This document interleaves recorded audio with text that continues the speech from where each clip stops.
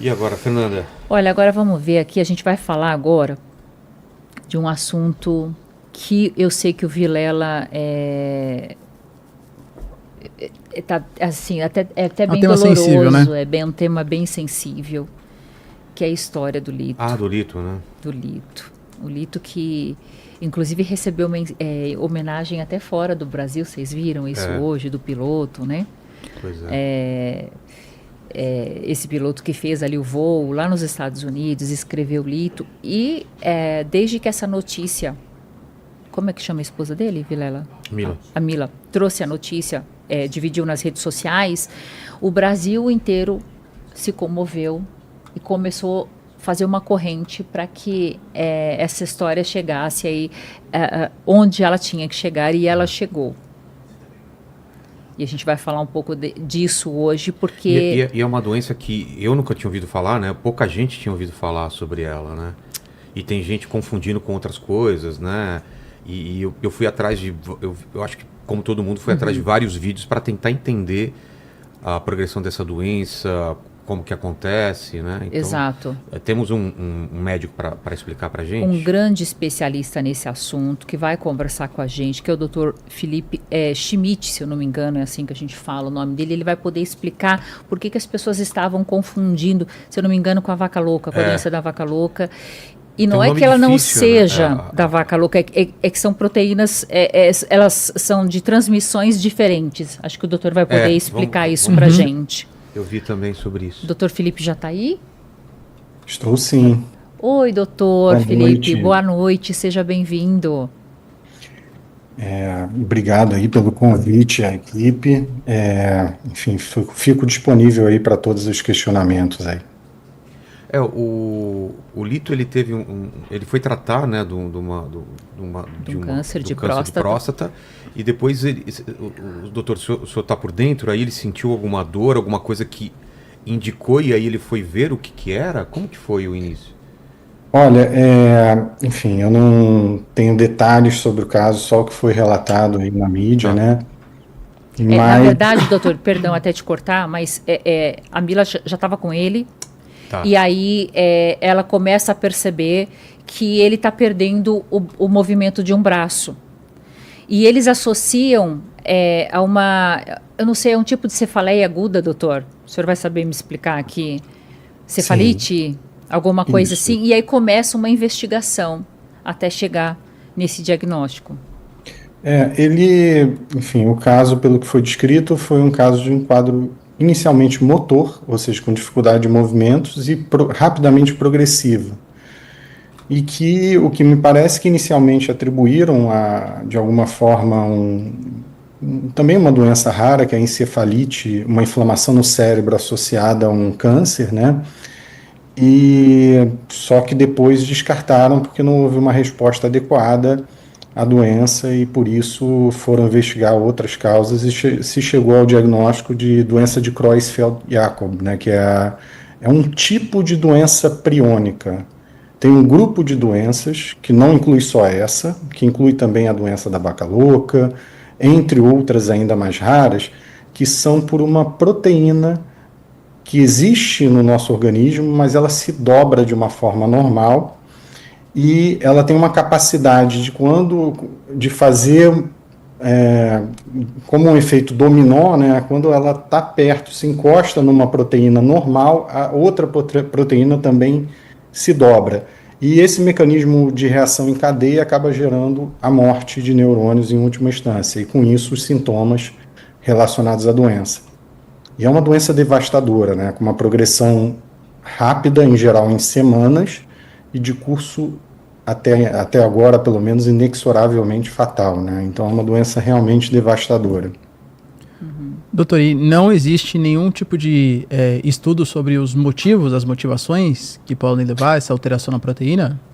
Sim, existem algumas formas da doença de Creutzfeldt-Jakob, né? Que é uma das doenças priônicas, tá?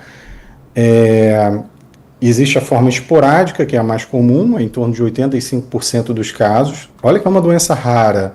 Nossa. Ok, é subnotificada, né? Assim, a gente sabe que principalmente aqui no Brasil a gente tem uma subnotificação grande, é muito difícil chegar ao diagnóstico. Na maioria dos locais você não tem o exame específico para chegar nesse diagnóstico, mas assim, a estatística mundial é em torno de 1 a 2 pessoas a cada 1 milhão de habitantes. Assim, essa é a estatística no mundo, a gente não tem uma estatística brasileira confiável. A gente sabe que mesmo no mundo você também deve ter uma subnotificação grande. São mais ou menos uns 600 casos por ano nos Estados Unidos. Bota aí 2 a cada 1 milhão, né?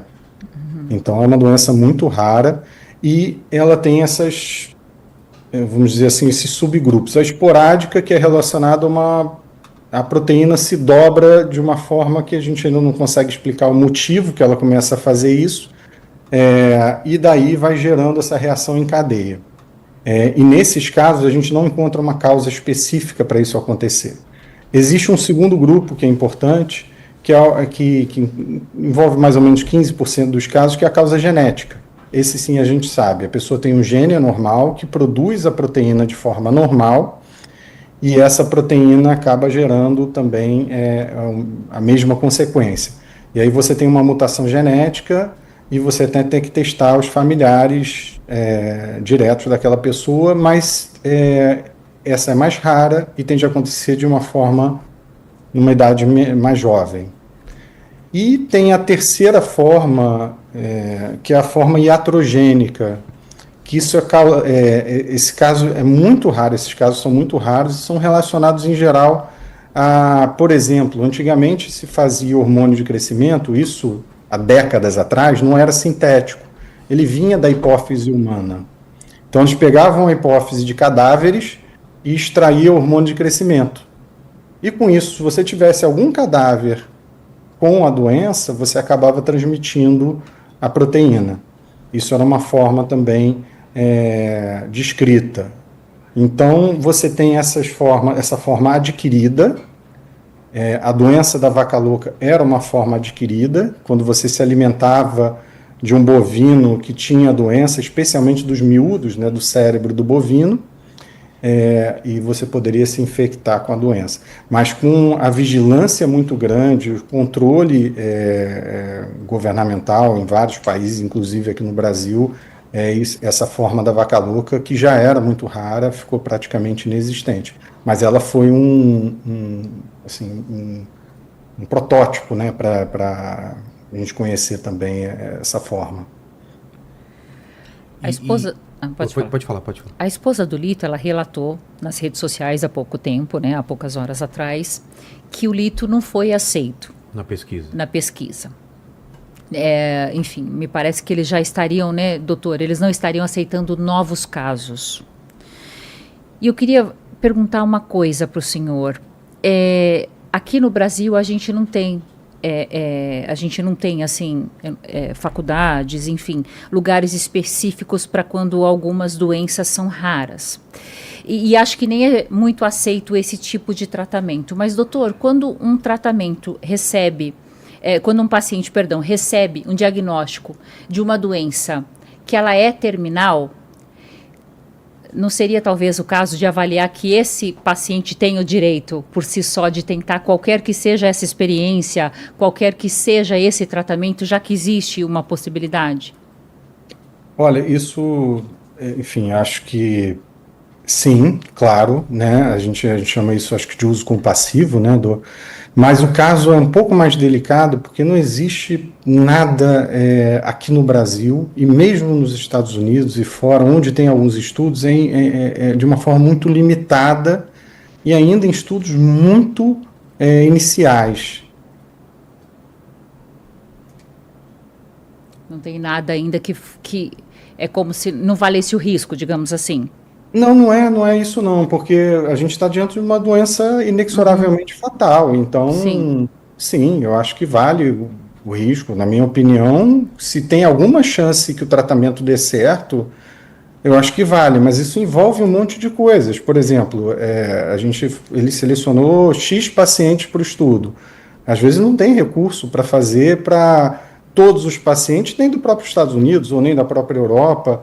Enfim, se você inclui um, como é que você não vai incluir outro? Então, isso é uma situação que eu realmente não tenho como opinar, é muito difícil, mas eu espero realmente que eles consigam, de alguma forma, algum tipo de tratamento experimental, porque realmente é uma doença catastrófica, é uma doença com curso muito, muito rápido, então torço muito para que, de alguma forma, eles consigam acesso a esse tipo de tratamento. Doutor, algumas perguntas assim. Pode ser que seja ainda uma outra coisa que esteja mascarado parecendo essa doença. Qual que é a progressão? Essa progressão, ela é uma...